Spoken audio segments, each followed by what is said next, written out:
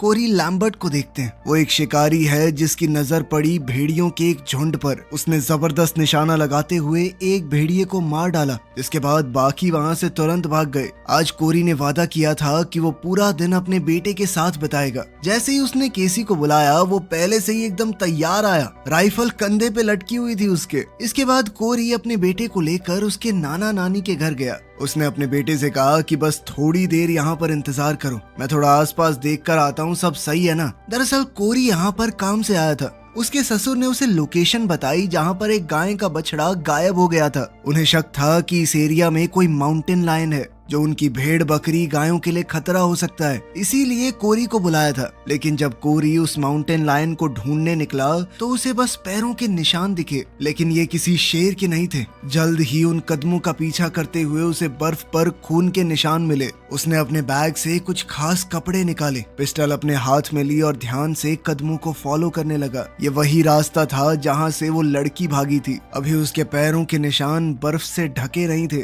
थोड़ा आगे जाकर निशान कुछ ऐसे हो गए कि कोई बड़ी मुश्किल से चल रहा हो। कोरी धीरे धीरे खून के निशान फॉलो करता रहा। थोड़ी आगे जाकर उसे वो लड़की मिल गई। वो बिल्कुल शांत पड़ी थी, पैर नंगे, जिस्म जम चुका था, मुंह में खून और बर्फ जमी हुई थी। कोरी ने तुरंत इमरजेंसी मदद के लिए कॉल किया। FBI को यहाँ तक आने में टाइम लगने वाला था क्योंकि रोड बहुत खराब है, हर तरफ बर्फबारी हो रही है। ट्राइबल पुलिस के चीफ बेन ने कहा कि बॉडी को हिलाना मत जब तक कि FBI के ऑफिसर आके साइट की छानबीन न कर लें। लेकिन कोरी बेचैन हो गया। उसने कहा कि बर्फबारी तेज हो रही है, जल्द ही पूरे निशान गायब हो जाएंगे लड़की के, कि कहां से भागी थी, कहां से आ रही थी वो। उसने बेन से परमिशन मांगी कि वो अकेला छानबीन कर सके, लेकिन बेन ने मना कर दिया। कोरी उस लड़की को जानता था, ये बॉडी नैटली की ही है, लेकिन बेन ने कहा कि ढंग से जांच करने के बाद ही कंफर्म करेंगे। थोड़ी देर बाद एक गाड़ी वहां पर आई। कोरी उसके पास गया तो ड्राइवर सीट पर एक लड़की बैठी थी जिसने अपना नाम जेन बैनर बताया। वो यहाँ पर अकेली आई थी और ठंड के लिए तो बिल्कुल तैयार नहीं थी। उसने हल्के कपड़े पहने हुए थे, इस तरह से तो जम जाएगी। उसने बताया कि मुझे ट्रेनिंग के बीच में ही यहाँ पे भेज दिया गया। एक FBI एजेंट का ऐसे रेंटल वैन में यहाँ पर आना बेन को बहुत अजीब सा लगा। केसी की नानी ने जेन को पहनने के लिए कपड़े दिए। ये कपड़े असल में उनकी नातिन के थे। वो बहुत खुश नहीं थी जेन को ये कपड़े देकर। जेन जब बाहर आई तो उसे देखकर कोरी एक पल के लिए जमा रह गया। अपनी बेटी की पुरानी यादें उसे सताने लगी। अब तक हम इतना तो समझ चुके थे कि उसकी बेटी शायद अब इस दुनिया में नहीं है, बाकी हुआ क्या ये नहीं पता। खैर इसके बाद कोरी ने केसी से कहा कि मैं कुछ घंटों में वापस आ जाऊंगा। बर्फीला तूफान रुक गया था और अब साइट पर वापस जाने का वक्त था। कोरी और जेन वहाँ पर एक साथ गए। ट्राइबल पुलिस चीफ बेन दूसरी स्लेड पर वहाँ आया। ट्राइबल पुलिस ने पहले ही साइट को सिक्योर तो कर दिया था। तूफान रुक चुका है पर कभी भी दोबारा आ सकता है। बेन और कोरी अभी भी बहस कर रहे थे। कोरी बार बार बोल रहा था कि मैं जानता हूँ इस लड़की को, ये नैटली है। जेन ने बॉडी का पास से इंस्पेक्शन किया और कहा कि फोरेंसिक्स को बुलाना बहुत जरूरी है। कोरी ने बताया कि उस लड़की का घर यहाँ पास ही में था, पर किसी ने भी अब तक मिसिंग रिपोर्ट नहीं लिखवाई। सबसे अजीब बात ये थी कि ये लड़की इसी इलाके से है तो भी नंगे पैर क्यों निकली। जेन ने कोरी से पूछा कि तुम क्या सोचते हो इस बारे में। कोरी ने निशान देखकर बताया कि ये बेचारी बर्फ में भाग रही थी, न जाने कब से, फिर थक हार कर यहाँ पर गिर गई। बर्फीली हवा उसके फेफड़ों में जाने की वजह से पल्मोनरी हैमरेज से उसकी मौत हो गई। जेन ने कोरी से कहा कि क्या तुम भी इन्वेस्टिगेशन में मदद करोगे। कोरी एक शिकारी था लेकिन उसका टैलेंट यहाँ पर काम आ सकता है। कोरी ने हाँ कहते हुए कहा कि जानवर और इंसानों में ज्यादा फर्क नहीं है, किसी का भी शिकार कर सकता हूँ मैं। बाद में हम कोरी को देर रात तक गोलियां तैयार करते हुए देखते हैं। तब केसी उसके पास आया। उसने नैटली के बारे में सुन लिया था। उसने सिर्फ इतना पूछा कि क्या वो सब दोबारा से हो रहा है। कोरी चाहते हुए भी अपने बेटे को मना नहीं कर पाया।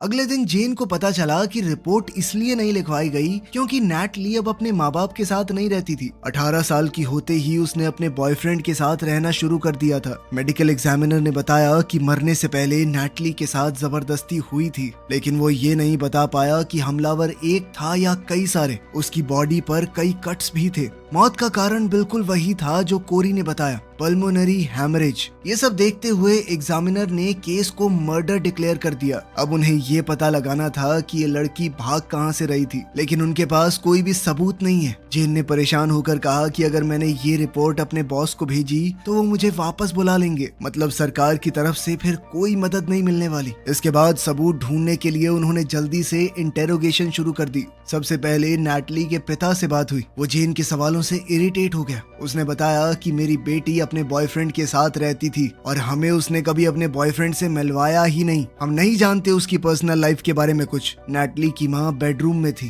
बेन ने जेन को सिग्नल दिया कि इन लोगों को अभी मत छेड़ो, ये परेशान है। लेकिन जेन फिर भी कमरे के अंदर चली गई। अंदर उसने नैटली की माँ को देखा जो बस रो रही थी। उसकी कमर पूरी तरह झुकी हुई थी, बिल्कुल खामोश बैठी थी वो। इसके बाद कोरी वहाँ पर आया। जैसे ही नैटली के पिता ने कोरी को देखा तो वो बिल्कुल भी गुस्सा नहीं हुआ। उन दोनों के बीच में एक ऐसा दर्द था जिसे समझने के लिए शब्दों की जरूरत नहीं है। वो दोनों एक दूसरे के गले लग गए। कोरी ने धीरे से कहा कि दर्द को पकड़ कर रहना कभी कभी आसान लगता है, लेकिन अपनी बेटी को खोने के बाद मैंने एक बात सीखी है कि हमें बस उनका दिया हुआ प्यार याद रखना है, उन्हें खोने का दर्द नहीं। खैर फिर मार्टिन ने बताया कि देखो मैं तो कुछ नहीं जानता, लेकिन मेरा एक बेगैरत बेटा है, ड्रग्स वगैरह के चक्कर में फंसा था पीछे। वो लड़कियां ना लिटिल फेदर बॉयज, उनके साथ घूमता है। चाहे जैसा भी है, नैटली अपने भाई से बहुत प्यार करती थी। वो शायद कुछ बता सकता है। इसके बाद बेन, जेन और कोरी लिटिल फेदर बॉयज के एरिया में गए। जैसे ही वो लोग वहाँ पहुँचे, अंदर तेज म्यूजिक बज रहा था। बेन ने बताया कि टोटल 4 भाई हैं और कोई भी आसानी से मानने वाला नहीं है, एक से बढ़ के एक है सारे। कोरी घर के पीछे की तरफ गया, जबकि बेन और जेन आगे के दरवाजे पर गए। दरवाजा सैम नाम के एक लड़के ने खोला। ऐसा लग रहा था उसने दबा के नशे किए हुए। उसने धीरे धीरे कहा कि मेरा दूसरा भाई जेल में है और चिप जो नैटली का भाई है वो घर पे नहीं है। तभी अचानक से उसने बेन और जेन पर पेपर स्प्रे से हमला कर दिया। दोनों की आंखों में तेज जलन हुई, उनकी नजरें धुंधली पड़ गई। लेकिन कोरी ने एकदम आराम से फावड़ा उठाया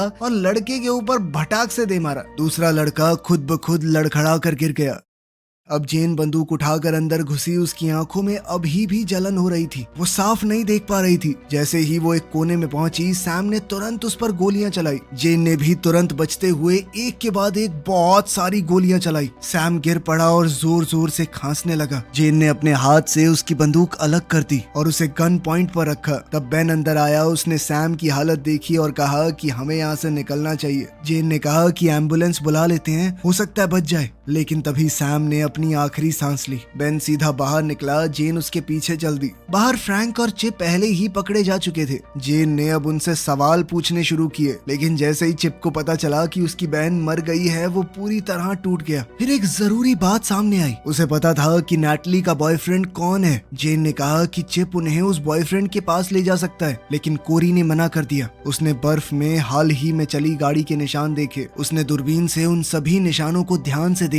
ये ट्रैक्स उसी पहाड़ की तरफ जा रहे थे जहां नैटली मिली थी। एक बात बहुत अजीब थी कि ट्रैक्स ऊपर की तरफ गए लेकिन वापस नीचे नहीं आए। कोरी तुरंत समझ गया कि चिप कुछ तो जानता है। कोरी ने जेन से कहा कि बर्फ ने अभी भी नैटली की कहानी को संभाल कर रखा हुआ है, हमें जल्दी करनी होगी, वरना अगर एक तेज तूफान आ गया तो सब कुछ मिट जाएगा। पहाड़ी के पास पहुंचकर कोरी ने इंजन बंद किया। इन पेड़ों के बीच से उनकी स्लेज आगे नहीं बढ़ सकती। सब लोग पैदल चलने लगे, लेकिन ज्यादा दूर नहीं जाना पड़ा। निशान एक जगह रुक गए। वहाँ एक और डेड बॉडी मिली। बॉडी आधी बर्फ में दबी हुई थी। पंछियों ने उसे नोच दिया था और उसके शरीर पर खून लगा हुआ था। शाम तक पूरा एरिया पुलिस से भर गया। बेन ने कहा कि हम उस जगह की कैमरा रिकॉर्डिंग्स निकलवाएंगे जहाँ पर नैटली का बॉयफ्रेंड काम करता था। लेकिन जो लड़के उनकी कस्टडी में थे वो बिल्कुल चुप रहे, किसी ने कुछ नहीं कहा। इस पर कोरी बोला कि मैं उनसे बात कर सकता हूँ क्या। बेन ने उसे समझाया कि अगर तेरे सामने उन्होंने अपने गुनाह मान भी लिए ना, तो भी वो कोर्ट में कन्फेशन के तौर पे नहीं डाल सकते। हम एक ऑफिसर का होना जरूरी है। लेकिन बेन ने कहा कि कन्फेशन की जगह अगर कुछ और मिल गया तो। जेन फोन पर बात करते हुए थोड़ी देर के लिए साइड चली गई। तब कोरी फिर से बेन के पास गया कि मैं इस लड़के को बचपन से जानता हूँ, शायद ये मुझे बता देगा। बेन ने ना चाहते हुए भी कोरी को जाने दिया। जब कोरी चिप से बात करने पहुंचा तो चिप ने कहा कि ये पूरा शहर ही साला बेकार है, क्या ही जिंदगी है यहाँ पे। लेकिन फिर कोरी ने उसे झंझोड़ते हुए कहा कि तेरी बहन के कातिल अभी भी यहीं घूम रहे हैं, इसी शहर में जहाँ तू पैदा हुआ। घूमने देगा उनको। उसने चिप का गला पकड़ा, उसे गाड़ी पर जोर से धक्का देते हुए कहा कि तेरी बहन को नोच खाया उन दरिंदों ने, बेशरम।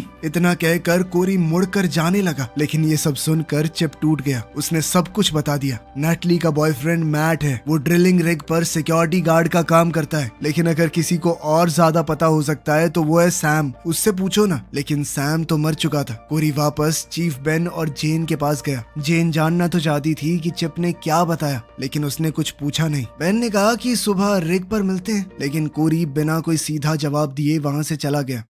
जल्द ही उस लाश की पहचान हो गई। वो नैटली का बॉयफ्रेंड मैट ही था। वो ड्रिलिंग स्टेशन पर काम करने वाला एक सिक्योरिटी स्टाफ मेंबर था। जेन जब ये खबर कोरी को देने उसके घर गई तो कोरी ने उसे अंदर बुलाया ताकि वो ठंड से बच सके। जेन घर के अंदर आई और जब कोरी पानी लेने गया तब उसकी नजर फैमिली फोटोज पर पड़ी। कोरी ने वापस आकर एक फोटो की तरफ इशारा करते हुए कहा कि मेरी बेटी का नाम एमिली था। ये सुनकर जेन ने दुख जताया। फिर कोरी ने अपनी बेटी एमिली के साथ हुआ पुराना दर्दनाक किस्सा बताया। उस वक्त कोरी एक दूसरे शहर में काम करता था। उस दिन कोरी अपनी पत्नी विल्मा के साथ एक छोटी सी ट्रिप पर निकल गया। घर पर 16 साल की एमिली और उसका छोटा भाई केसी अकेले रह गए। उस रात उनके घर में बिना बताए एक पार्टी हुई। सुबह नैटली का फोन आया और उसने बताया कि एमिली गायब हो गई है। बाद में एक चरवाहे को एमिली की लाश घर से 20 मील दूर मिली, लेकिन तब तक लोमड़ियों ने उसके शरीर को इतना खा लिया था कि ऑटोप्सी से भी कुछ पता नहीं चला। ये सब याद करके कोरी को बहुत दुख हो रहा था। उसकी आवाज में कपकपाहट थी। जेन समझ गई कि उसने कुछ ज्यादा पूछ लिया। अगली सुबह बेन कुछ यूनिफॉर्म वाले ऑफिसर्स को लेकर जेन के साथ मैट के स्टेशन की तरफ गया। कोरी एक अलग रूट से स्लेज का इस्तेमाल करते हुए निशानों को फॉलो करता हुआ आया। जेन ने नए ऑफिसर्स को सब कुछ समझाया। उनका काम है मैट के ट्रेलर की तलाशी लेना और देखना कि वहाँ कोई सुराग तो नहीं है जो नैटली के कत्ल का कनेक्शन दिखा सके। कोरी से भी कहा गया कि अगर कुछ मिले तो रेडियो से बता देना। बर्फ में कोरी आगे बढ़ता रहा। उसने जानवरों के पंजों के निशान फॉलो किए और एक मरी हुई जानवर की बॉडी तक पहुंच गया। उधर स्टेशन पर गार्ड्स ने कहा कि हम भी मैट के गायब होने की रिपोर्ट करवाने ही वाले थे। उन्होंने कहा कि मैट तो 2-3 दिन से गायब है क्योंकि उसका अपनी गर्लफ्रेंड से झगड़ा हो गया था ना। जेन ने नोटिस किया कि 2 गार्ड थोड़े से जख्मी लग रहे हैं। उन्होंने बहाना बनाया कि हमारा काम इतना मुश्किल है, हेलमेट वगैरह कुछ देते नहीं है कंपनी वाले, इसीलिए ऐसा होता रहता है। सुपरवाइजर ने आखिरकार ट्रेलर की तलाशी की परमिशन दे दी।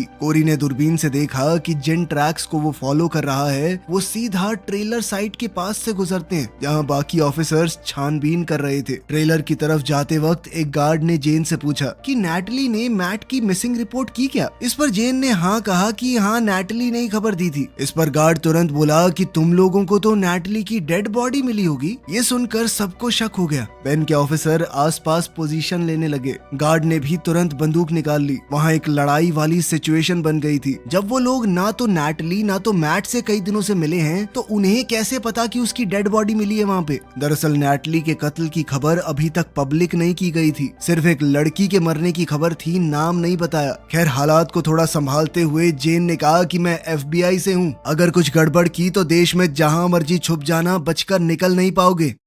इसी बीच कोरी ने रेडियो पर बेन से बात करने की कोशिश की पर कोई रिस्पांस नहीं मिला। वो राइफल लेकर पैदल ही ट्रेलर की तरफ दौड़ पड़ा। ट्रेलर के पास जाकर जेन को पता चला कि पीट नाम का एक और गार्ड अंदर सो रहा है। वो नाइट शिफ्ट पे था ना। यहीं से हमें एक फ्लैशबैक दिखाया गया। उस रात नैटली बिना बताए मैट को सरप्राइज देने के लिए उसके ट्रेलर पर पहुंच गई। मैट उसे देखकर बहुत खुश हुआ। दोनों गले मिले और बाद में बेड पर लेटकर आगे के प्लान्स बनाने लगे कि आखिर वो कहाँ जाकर सेटल होंगे। तभी बाहर से आवाज आई। दूसरे गार्ड्स वापस आ गए थे। वो लोग शहर में रुकने वाले थे पर जल्द ही लौट आए। नैटली कपड़े बदल रही थी, तभी नशे में पीट ने उसे देख लिया और बदतमीजी करने लगा। मैट ने उसे धक्का दिया और पर्दा बंद कर दिया। थोड़ी देर बाद पीट वापस आया और मैट से झगड़ने लगा। एक और गार्ड ने नैटली को गाली दी तो नैटली ने उसे थप्पड़ मार दिया। पीट ने गुस्से में नैटली की पैंट खींच दी। अब तो मैट गुस्से से भर गया और वो उस पर टूट पड़ा, लेकिन बाकी गार्ड्स ने भी मैट पर हमला कर दिया। उन्होंने एक बोतल मैट के सर पर फोड़ दी। वो वहीं बेहोश हो गया। उन्होंने नैटली को पकड़कर उसके साथ जबरदस्ती की। बेचारा मैट किसी तरह मुश्किल से खड़ा हुआ और लड़ने की कोशिश करने लगा। इसी दौरान नैटली भाग निकली और दरवाजे से निकलते वक्त उसने मुड़कर देखा। मैट चारों तरफ से घिरा हुआ था। उसने जैसे ही दम घुटने की आवाज सुनी तो वो बर्फ की तरफ भागती चली गई। फिर हम आज के दिन वापस आते हैं। जेन अभी भी ट्रेलर का दरवाजा खटखटा रही थी। दरवाजा अंदर से बंद था। कर्टिस बाहर ऐसे एक्टिंग कर रहा था जैसे उसे कुछ पता ही ना हो। तभी अचानक अंदर से शॉटगन चली जो सीधी जेन को लगी, जिससे वो उड़कर दूर जा गिरी। इस अचानक हुए हमले के बाद गार्ड्स ने ऑफिसर्स पर फायरिंग शुरू कर दी। जेन ने नीचे लेटे हुए गार्ड के पैर पर कई गोलियां मारी और उसे मार डाला। अचानक अंदर से कोई मशीन गन से फायरिंग करने लगा और अब जेन ने बेन को भी मरते हुए देखा। कर्टिस अभी भी जिंदा था। उसने जेन की बंदूक छीन ली और उसे मारने ही वाला था। तभी दूर से एक स्नाइपर ने गोली चलाई और कर्टिस वहीं पर ढेर। ये कोरी था जिसने बाकी 2 गार्ड्स को भी खत्म कर दिया। अब सिर्फ 2 लोग ट्रेलर में बचे थे। एक और मारा गया। सिर्फ पीट बचकर भागने में कामयाब हो गया। पीट खिड़की से कूद कर भागा था। जेन ने ट्रेलर के नीचे से उस पर गोली चलाई पर वो जंगल की तरफ भागता रहा। तब कोरी जल्दी से जेन के पास पहुंचा। कोरी ने उसे जल्दी से ट्रेलर के अंदर सोफे पर बैठाया। जेन ने कहा कि मुझे रेडियो दो, अगर हेलीकॉप्टर यहाँ तक आ गया तभी बच पाऊंगी। कोरी ने रेडियो पर मैसेज दिया और फिर कहा कि मैं पीट के पीछे जा रहा हूँ, लेकिन अगर मैं उसे पकड़ भी पाया तो भी वो वापस नहीं आएगा। जेन ने हामी भरी। उसे पता था कि कोरी क्या करने वाला है। पीट जंगल में बर्फ के बीच भागता रहा। वो थक चुका था, उसकी सांसें तेज चल रही थी, फिर भी वो अपनी बंदूक पकड़कर आगे बढ़ता रहा, सिर्फ जिंदा बचने की कोशिश में। परेशान होकर पीट ने अपनी पिस्टल इधर उधर घुमाई, लेकिन उस वक्त कोरी ने एकदम सफेद सूट पहना हुआ था। आसपास बर्फ की वजह से वो 1% नहीं दिख रहा था। कोरी ने अचानक से उस पर हमला किया और उसे बेहोश कर दिया। जब पीट होश में आया तब उसका शरीर एक बैग के अंदर था। हाथ पैर बंधे हुए थे और चेहरा खून से भरा हुआ। कोरी ने शांत आवाज में कहा कि इस वक्त हम सबसे ऊंचे पहाड़ पर हैं। पीट ने कहा कि मैं कुछ बात करना चाहता हूँ। कोरी पास में एक कटे हुए पेड़ पर बैठ गया एकदम शांत और कहा कि हाँ, मैं बिल्कुल सुनने के लिए तो बैठा हूँ यहाँ पे। पीट धीरे धीरे हिलकर बैठने की पोजीशन में आया। तब उसकी नजर अपने नंगे पैरों पर पड़ी। उसके जूते गायब थे। ये देखकर वो बहुत घबरा गया। कोरी चुपचाप उसे देख रहा था। उसने कहा कि बोलना शुरू कर, टाइम बहुत कम है तेरे पास। पीट ने घबरा कर बोलना शुरू किया। हाँ, मुझसे गलती हुई है। मैंने जबरदस्ती की थी उस लड़की के साथ। मैंने तो मैट को भी मार दिया था। आप मुझे जेल ले चलिए, मैं अपने किए की सजा भुगतने के लिए तैयार हूँ। कोरी ने कहा कि यहाँ पर कोई कानून नहीं है, सिर्फ मैं हूँ। उसका कन्फेशन सुनने के बाद कोरी ने अपना ब्लेड निकाला और पीट के हाथ पैर जिस रस्सी से बंधे हुए थे उसे काट दिया। उसने सीधा कहा कि अगर तुम हाईवे तक पहुँच गए तो आजाद हो जाओगे। यही चांस नैटली को मिला था। वो बेचारी तुम दरिंदों से बचकर 6 मील तक नंगे पैर बर्फ में भागती रही। अब तेरी बारी है कुत्ते। पीट अभी भी हालात को समझ नहीं पा रहा था। पीट को अभी भी लग रहा था कि ये मुझे जेल ले जाएगा। तभी कोरी ने बिल्कुल उसके कान के पास राइफल रख के चला दी। बंदूक की आवाज से घबरा कर पीट पागलों की तरह भागने लगा। रास्ता उसका साथ नहीं दे रहा था। पहाड़ थे, ढलान थी, गहरी बर्फ थी। वो कभी गिरता, कभी हाथों पर चलने लगता। बिल्कुल एक जानवर की तरह भागता रहा। वो दूर खड़ा कोरी उसे बस देख रहा था। थोड़ी देर बाद पीट के फेफड़ों ने उसका साथ छोड़ दिया। वो बर्फ पर पीठ के बल गिर पड़ा, सांस के लिए लड़ता रहा और फिर धीरे धीरे तड़प तड़प कर मरा। कोरी को तो एक भी गोली चलाने की जरूरत नहीं पड़ी। बाद में कोरी हॉस्पिटल गया जेन से मिलने। जेन अभी भी जिंदा थी, थोड़ी कमजोर लग रही थी पर पूरी तरह ठीक हो जाएगी। कोरी ने एक छोटा सा मजाक किया तो वो हंस पड़ी। कोरी उसके लिए एक स्टफ टॉय भी लेकर आया था। इसके बाद जेन ने भावुक होकर कहा कि मेरे दिमाग में एक ही बात चल रही है, वो बेचारी 6 मील तक नंगे पांव कैसे भागी होगी, इतनी ठंड में किस हालत से गुजरी होगी वो। इस पर कोरी ने सिर्फ इतना कहा कि उसे भगाने वालों को भी भगा कर आया हूँ मैं। बाद में कोरी ने नैटली के पिता को भी जाकर ये पूरी बात बताई और सलाह दी कि अपने बेटे से इतना दूर मत हो जाओ, उसे जरूरत है अभी तुम्हारी। उम्मीद है इन लोगों की जिंदगी में आगे सब कुछ बेहतर ही होगा। तो आपके हिसाब से कोरी ने कानून हाथ में लेकर सही किया या गलत, कमेंट्स में जरूर बताना। मिलते हैं अगली वीडियो में।